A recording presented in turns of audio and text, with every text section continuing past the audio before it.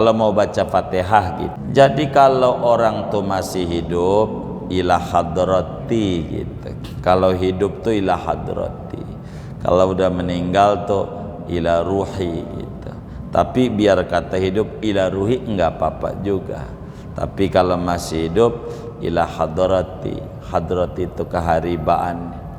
Begitu tuh bacaannya begitu. Tapi kalau mau baca Fatihah gitu, sebetulnya nggak usah roronya aja, umpamanya dia apa al-fatihata ila siapa akhi siapa namanya Udin wa marqona begitu ya, bi annallaha yu'allifu baina qulubihim dan seterusnya. Jadi tapi bagaimana kalau kita mendoakan buat orang-orang semacam menikah ataukah kemudian itu khitanan, doainnya bagaimana? Ya sebut aja namanya begitu. Kalau pakai bahasa Indonesia, ya Allah satukan antara siapa Udin dan Marqonah seperti engkau menyatukan antara Nabi Adam dan Siti Hawa, sebagaimana kau menyatukan antara Nabi Ibrahim dan Siti Hajar, begitulah seterusnya. Kalau oh baik. Jadi kalau orang tuh masih hidup ila hadrati gitu. Kalau hidup tuh ila hadrati. Kalau udah meninggal tuh ila ruhi gitu. Tapi biar kata hidup ila ruhi enggak apa-apa juga. Tapi kalau masih hidup ila hadrati. Hadrati itu keharibaan. Begitu tuh bacaannya begitu. Tapi kalau mau baca Fatihah gitu, sebetulnya nggak usah roronya aja, umpamanya dia apa al-fatihata ila siapa akhi siapa namanya Udin wa marqonah begitu ya, bi annallaha yu'allifu baina qulubihim dan seterusnya. Tapi intinya kalau nanya doanya, saya itu udah tulis dalam sebuah buku namanya Ithafur Raghibin gitu ya, atau kalau nggak salah judul yang ditulis anak-anak yang nyetak itu kado untuk sahabat. Di situ sudah ada doain orang pengantenan, doain orang umroh, doain orang haji, doain anak sunatan, doain 7 bulanan, apa aja ada. Tinggal baca aja bukunya Ithafur Raghibin, tinggal minta aja sama anak-anak di kebun kopi, saya minta buku begini gitu, dipesan kebun kopi. Mungkin mereka megang itu semuanya, bocah-bocah itu di Gosolibat kebun kopi, tinggal ngomong saja buku-buku itu ada semuanya, dari mulai dikandung sampai wafat doa-doanya berbeda-beda dan sudah kita tuliskan dalam sebuah buku. Kalau doa begitu, kurang lebih demikian. Wallahu a'lam.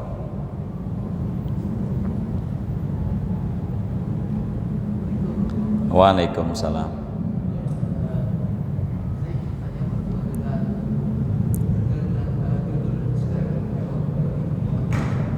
Baik.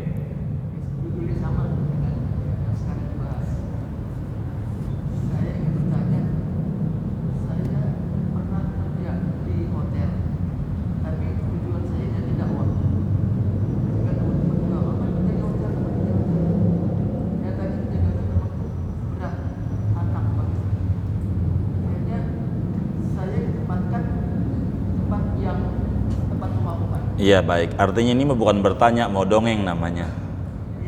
Mau dongeng namanya, bukan bertanya. Oh iya, pertanyaannya aja yang ditanya. Sesuai dengan tadi, niat saya dakwah untuk memberantas. Artinya bukan pertanyaan, namanya pernyataan. Dongeng namanya. Dongeng, iya. Iya baik. Enggak, yang ditanya apa begitu?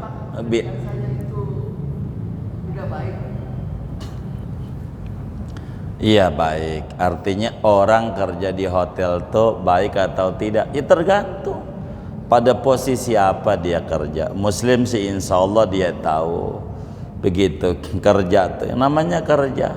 Begitu. Di mana juga kalau mencari ngomongin kemaksiatan, di pasar juga orang bohong ada. Cuman kita mau bohong apa kagak, begitu.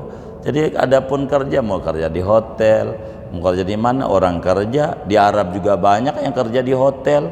Kalau nggak ada yang kerja hotel, kagak ada yang ngurusin orang yang haji orang umroh. Bukan karena hotelnya salah enggak yang kita kerjakan, itu saja. Kalau kemudian yang kita kerjakan nggak ada yang salah, begitu. Sebagai kita umpamanya administrasi ataulah kita yang masak, ya nggak apa-apa. Itu hal yang kayak begitu biasa aja. Kalau ngomong dosa mau di semua lini juga bakalan ada dosa di semua lini, begitu. Kalau ngomong dosa, cuman kita diajarkan oleh agama jangan menuju ke yang haram, begitu. Jangan begitu. Bukan maknanya jangan ke hotel, itu bukan. Ya ke hotel ya nggak apa-apa, boleh saja dia begitu. Apalagi kita dakwah, apalagi kita begini. Enggak semuanya orang yang tidur di hotel itu salah juga, ya kagak lah, begitu. Orang umroh, orang haji itu tidurnya di mana? Tidurnya di mana? Di hotel, ya normal saja, begitu. Artinya kalau berbicara kerja, namanya orang ngomong biasa. Yang namanya orang ngomong, ada yang komentarnya begini, komentarnya begitu. Kalau nurutin orang komentar nggak ada habisnya. Kita kerja di pasar banyak orang bohong, ya udah kita berhenti aja. Jadi susah. Maka kita nggak perlu terprovokasi. Mau kerja di mana aja, yang penting benar dengan cara yang benar, maka tidak mengapa. Yang kayak begitu mau boleh saja. Wallahu a'lam. Baik. Kalau umpama kita sholat di musola, apakah itu kita masuk musola? Apakah harus memakai sholat sunnah masjid? Iya, baik. Jadi kita ngomongin tahiyatul masjid. Apa itu masjid, begitu? Jadi masjid itu bila mana kita mewakafkan tanah atau bangunan, tanah dulu dah, untuk ibadah, untuk sholat, untuk ibadah sholat semacamnya. Ini namanya disebut masjid. Kalau sudah masjid, maka di sana ada i'tikaf, di sana ada tahiyatul masjid, di sana orang haram untuk masuk. Kemudian musola. Apakah musola ini sama dengan masjid? Tentu tidak. Tidak ada tahiyatul musola, begitu, tidak ada, begitu. Dan musola itu adalah sama berbicara dipakai sholatnya mah, tapi pewakafannya belum tentu diwakafin. Makanya ada musolanya Pak Haji Udin, begitu. Emang tanahnya Haji Udin kagak diwakafin. Emang orang dulu kebunnya lebar-lebar, begitu tuh, kecuali nanti berubah jadi wakaf. Kalau musola sama dengan masjid, bakal menjadi repot adanya dalam kehidupan kita. Makanya orang Betawi menyebut musola tuh langgar. Menyebut musola tuh langgar. Bener enggak? Apa tuh artinya langgar?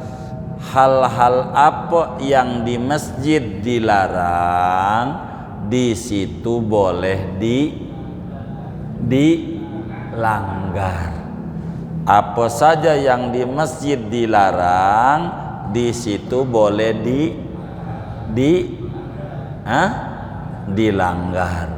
Orang di masjid dilarang, kalau dilanggar boleh, begitu. Maka sebutnya langgar. Kalau musola tuh harus otomatis masjid, akan menyulitkan kita, apalagi orang-orang yang kaya, yang rumahnya rada gedean, ada kamar ditulis musola nurul bait, cahaya rumah, begitu musola. Lah pengen ngebersihin, bini kita lagi men, kagak bisa masuk rumah sendiri, begitu. Orang jadi masjid dijual kagak boleh, begitu. Wong ada masjid, agama tuh enggak kaku kayak begitu. Bagaimana biar musola ini bisa untuk tahiyatul masjid? Naikin aja, kesepakatan warga dan pengurusnya menjadi masjid ghairu jami', masjid tapi tidak dipakai Jumat. Masjid tapi di Jawa banyak, di Jawa masjid ghairu jami', masjid tapi kagak pakai Jumat. Jami' itu artinya dipakai Jumatan, begitu. Jadi tulis aja, ganti sepakat ini musola namanya masjid ghairu jami'. Kalau udah jadi masjid cuman katanya pakai Jumat, maka di sana i'tikaf jadi. Juga orang men nggak boleh ke situ, nggak boleh begitu ke situ. Namanya juga masjid, i'tikaf jadi begitu. Jadi maka tinggal dirubah aja, wakafnya sah, wakaf musolanya mau jadi, tapi hukum kemasjidannya perlu ditambahkan segat atau kata-kata wakafnya untuk menjadi sebuah kemasjidannya, begitu, kurang lebih begitu. Jadi kalau pengen musola nih bisa untuk dibikin tahiyatul masjid, rubah aja, naikin kelas menjadi masjid ghairu jami', masjid tapi tidak dipakai Jumat. Banyak di Jakarta ini, banyak. Kalau Bapak ke Kebayoran, siapa yang sering ke pasar Bayoran ini? Tahu pasar Bayoran enggak? Oh sering. Oh iya, ada Jalan Sanusi, tahu? Ada Masjid Al-Akhyar, itu enggak dipakai Jumat, begitu. Tapi masjid karena pengen i'tikaf dapat, tahiyatul masjid dapat, begitu, gitu. Enggak perlu ditulis ghairu jami'nya, mau ditulis boleh, enggak ditulis boleh. Masjid Jami Al-Abrar, enggak usah Jami juga, Masjid Al-Abrar jadi juga, cuman fungsinya pakai Jumat atau tidak, begitu. Boleh juga biar lebih jelas masjid ghairu jami', apa namanya, Al-Anwar, ya silakan, enggak apa-apa. Kurang lebih seperti demikian. Makanya orang-orang tua kita dulu apik nyebut musola tuh langgar. Di Pondok Karya begitu juga enggak? Langgar juga dulu-dulu. Hah? Oh dulu ya. Oh iya, langgar gitu ya kan? Nah iya, itu kayak begitu.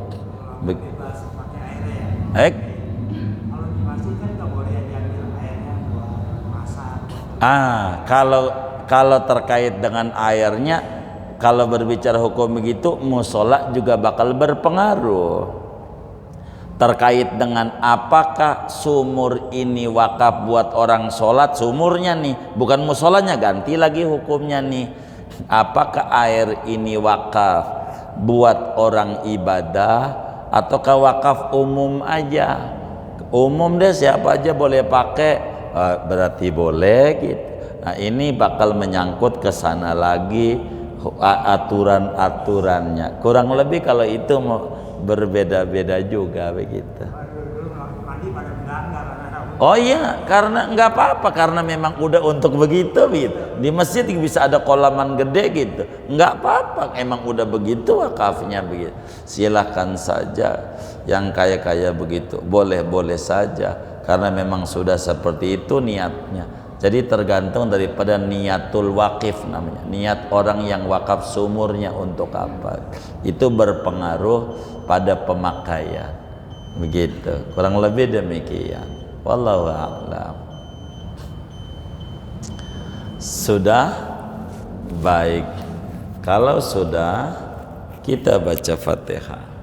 Duduk-duduk kita di majelis ilmu, moga-moga Allah beri kita limpahan barokah, kesehatan kita barokah, umur kita barokah, keluarga kita barokah, anak keturunan kita barokah, lingkungan kita barokah. Allah beri kita semua barokah dunia dan barokah akhirat. Amin. Al-Fatihah.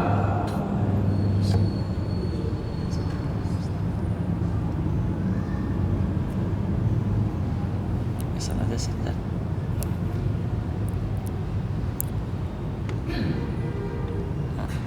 Lampu kapurin.